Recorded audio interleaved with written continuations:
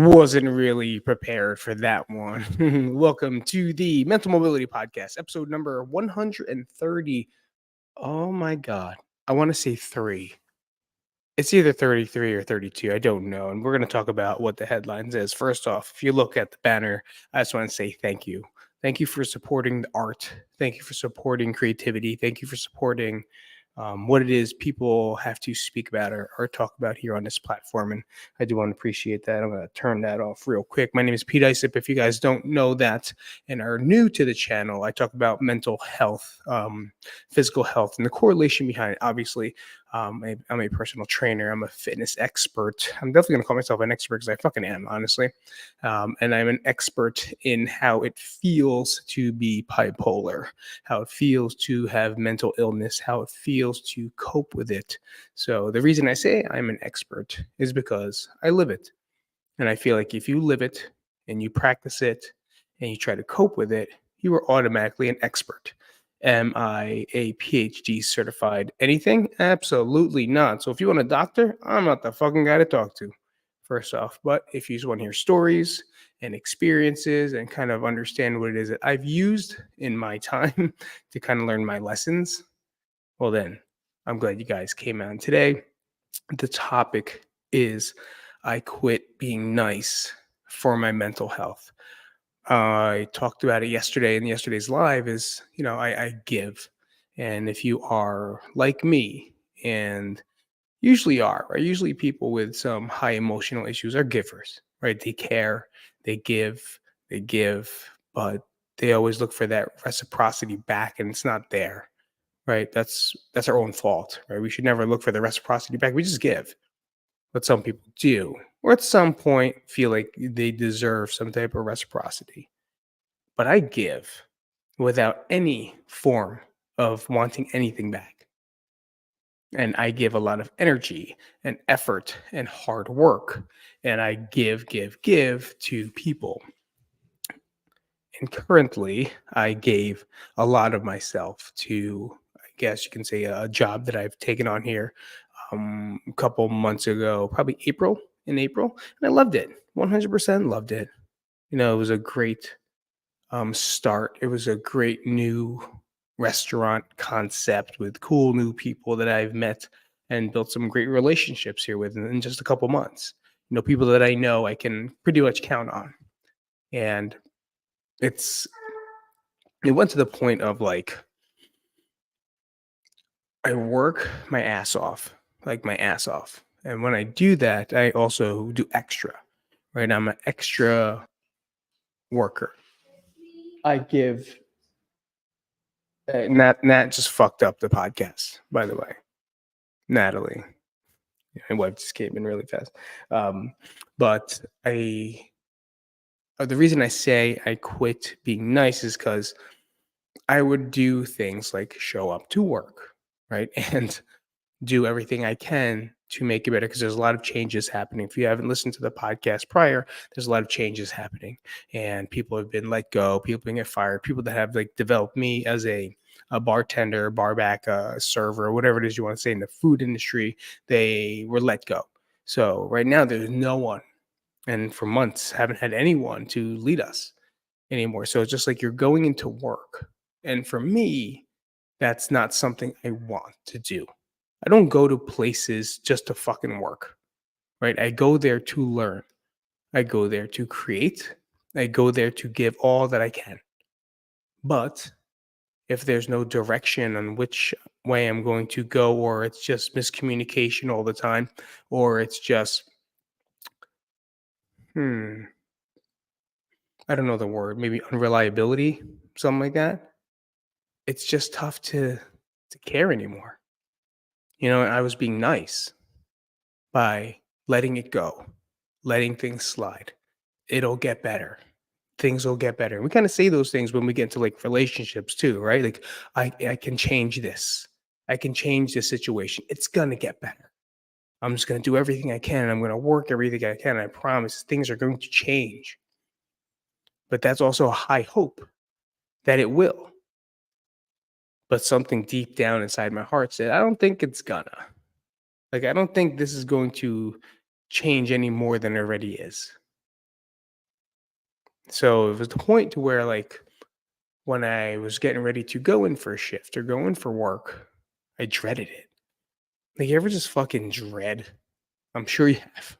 Just dreaded having to get changed, drive somewhere, or even take an Uber, right? I would even waste money taking Ubers to work so my family can have the car and then be there and just be miserable because it's fucking lifeless, right? I'm doing lifeless work. I'm not having fun. I'm not laughing. We're not making jokes. I'm just there pouring and making cocktails, which is the funnest part for me. Right? I love making cocktails. I love creating.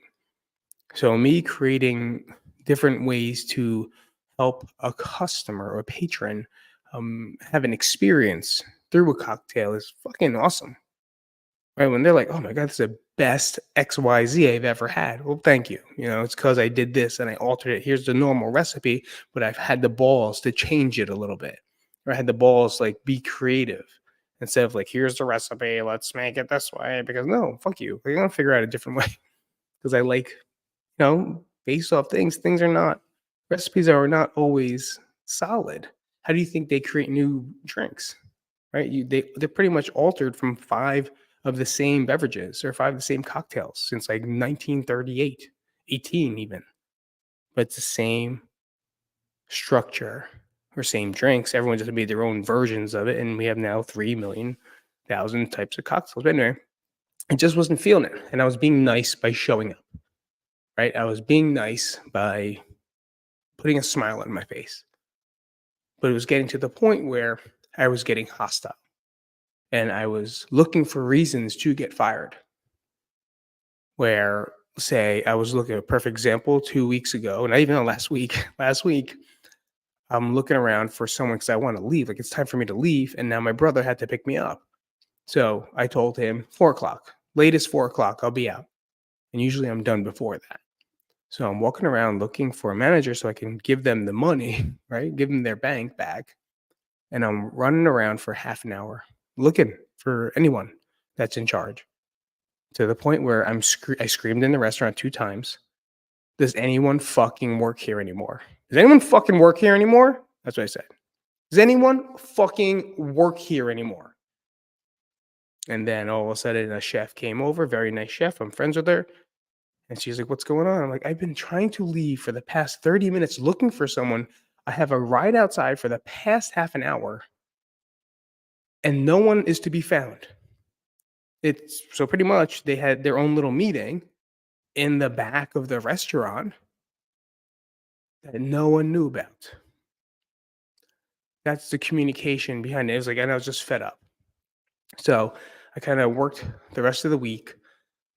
And then yesterday, I was supposed to come in this morning and I just wrote the email, texted everyone that I was done. I quit my job. I just quit it. Now, with that quitting and stop being nice and doing things that I know is correct and right for my heart and my well being and my mental health comes anxiety. Anxiety, guilt, questions, the unknown, what's going to happen. And that comes with this choice. This is what happens when you make a decision to let go. And yesterday I talked about letting go of the old Pete, the old crank Pete. Right? And today is the start of letting go of everything that I've created to try to supplement who I actually really am. And really getting back down to what it is that I really care about. And what I really care about and enjoy is you guys and the weights and changing people and helping people change through fitness, through talking, through finding a way to help them better direct themselves to a better life. I don't have a program to sell. I don't have an email list to subscribe to, even though I had thousands of them throughout the years. I'm just letting you know this is the direction that I'm choosing to go with because it's only one that kind of makes sense from me in my life. It was the only thing that makes me extremely content and satisfied that I'm doing something for myself. Sure, I make tons of money slinging drinks. Right? I make tons of money running around for people getting alcohol. It's a great way to make fast money. It's a great way to make money. But if there's no structure for me to do so, now I'm just by myself, not learning anything. And when I stop learning, I'm dead inside. I do not like it. I do not like being stagnant. I do not like disorganization. I do not like the feeling that I'm being taken advantage of, even though I'm used to it, right? I'm used to it. But now's the time to fucking stop. And that's why I left. That's why I quit being nice, because I was being nice Pete. And nice Pete likes to stick things out. And nice Pete does not quit, right? Pete rides it out. That's a big wrestler mentality of me. Do not quit. You do not quit. You do not quit. But there has to be a point where if the thing you're doing does not match the values of your life, you must leave it and let it go. Sure, it pays your bills. Sure, it's your form of fucking life. But you can create something. And I know that I'm going to create so much more because I let go of the time that I've invested in the other job and now can work on myself and now work on the things that really matter to me. I loved it there because of the people. There's nothing I cannot say better than that. I did not hate anyone. I did not care less about anyone. Everyone was very nice to me and cool. But I just didn't feel in my heart that it was going to change. And I know that me trying to change it is going to drain my energy. And I'd rather put my energy into this shit. I'd rather put all my energy back into here, which is why you see me doing video to video to video. If you haven't know so, I'm on my 10th day straight of just doing videos. And that's why I'm doing it. It's to really put myself back into this element. And if I take my time and if I just do it half-ass, or if I do this, it's going to be something that doesn't challenge me to do it again and to put the love and effort and the care back into it. Because the more I do it, the more I'm going to learn by like, oh, maybe this camera was off this way, or I need to use this editing software instead, or maybe I need two cameras to keep people's attention, or I have to put this banner up and do it this way. And I'm going to figure it out. And by doing 100 videos straight in a row in 100 days, I'm going to learn what it is you guys actually care about, what it is keeps you entertained, because it's got to be it's infotainment, right? This is the way it's going to be. This is your fucking TV these days, right? There's no more ABC, NBC unless you're fucking 95. Did you know statistically most kids, Gen Zers, do not watch live TV? They watch, they're watching football, it's because they're watching football with someone else that likes it. They'll be watching someone with me, whatever the fuck I am. I'm a Gen Xer, right? They'd be watching football with me live while they'll be on their phone a little bit there, here, and there. Whereas I like watching the Jets play on TV. I like watching the Celtics. I used to watch the Yankees, but I can't fucking stand baseball anymore. I try to watch hockey. It's very difficult. It's too Canadian for me. And booger just came out of my nose. Hold on. But Gen Zers would rather watch highlights the next day or probably the night of on YouTube. You tell me your kids are not learning on YouTube right now. You tell me that you're not pulling something up on YouTube to learn something. You are, right? And that's why I really want to put everything into here because of this ability to create something. Will it go anywhere? It doesn't matter. It's about the effort to do so and the learning and the process of doing it. But if I was like, maybe I'll make like 1 or 2 videos a week, and then now it's not work. Right now it's like me just doing a hobby. It's just me showing up and then doing something to make sure I fill the quota if I feel like it. If I said like I'll do 1 or 2 videos a week, I may not even do it. But for me to say I'm going to do 100 videos straight in 100 days, not just shitty ones, but quality videos. I'm going to learn a lot very fast. Why do you think people do like, hey, here's a 90-day challenge to lose weight? Everyone loves those gimmicks, right? Here's 100 days to do this, 30 days, fucking fat. You're going to see it everywhere now. Fucking New Year's Eve's coming, New Year's Day. New me, new you. New me, new you. It's more like new thoughts, same person. New ideas, procrastination. I'm going to change, but do nothing about it. That's usually what it sounds like. That's usually what it looks like when we do stuff there. But I quit being nice.